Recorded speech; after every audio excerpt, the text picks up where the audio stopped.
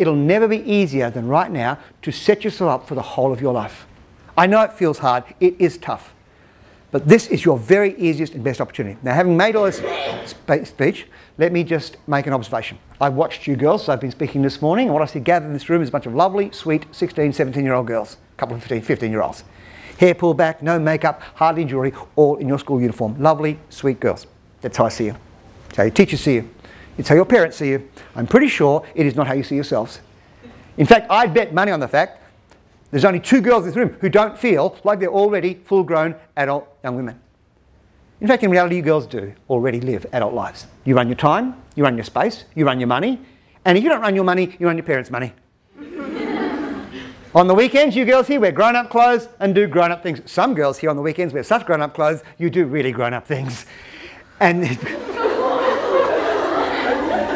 and then what do you have to do on Monday morning? Put on your little school uniform and little school shoes and come to school. And sit down by the bell and go out by the bell and play here but not there and play then but not now and go to assemblies and boring motivational speakers and go to chapel service.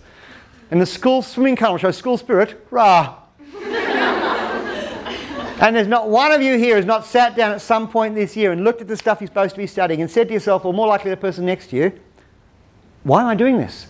I'm never going to use this ever again all my life. What a waste of time. Who has felt like that this year? Pop your hands up. Okay, well, here's the truth.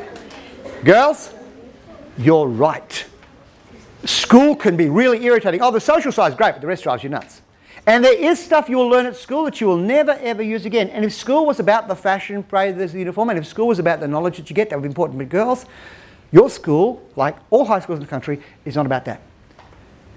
In fact, even more than many of the high schools, your school's not about that. This school, Year 11 and 12, is all about one thing. And everything at here, St Margaret's.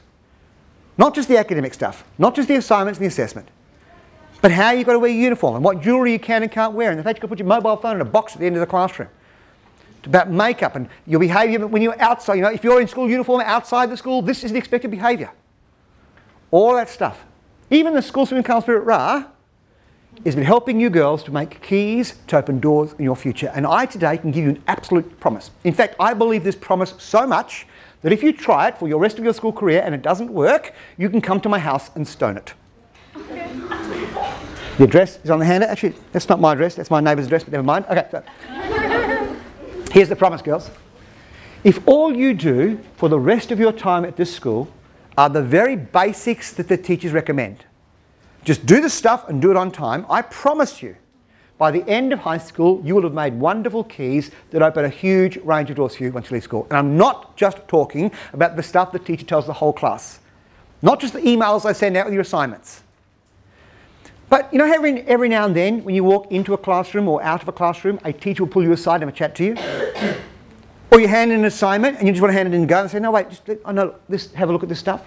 Maybe a teacher will drop you a random email. You're out in the sports field, they'll pull you aside. You're out in the playground, and a teacher will stop and have a chat to you. That stuff. The girls here in the room, there's not many of you I'm sure, but the girls here who get into trouble all the time, I guarantee you get told the same things every time you get into trouble. That stuff. Take it on board. It'll set you up for a wonderful range of outcomes. If, on the other hand, and I dare to believe that maybe out of this seminar it might occur, you choose to put an extra 10, 15% effort in consistently. You say, okay, this is it. I've got one more year left. I'm going to start my assignments a week earlier. I'm going to study an extra 15 minutes a night. I'm going to make a point of reading generally. This will help you with the QCS, a half an hour a day. I'm going to prep with your sport girls. You add an extra 15 minutes personal training to your group training. With your music, you practice your singing or your instrument an extra 10 minutes a day. You put an extra 10% effort in consistently across the board. I promise you girls, by the end of high school, you will have made master keys that open an unbelievable range of doors for you once you leave school. The really sad part's this. There are some girls sitting here right now, I'm sure, who so far at school have developed such slack habits, all you're making right now are sticks. And girls, sticks don't open doors.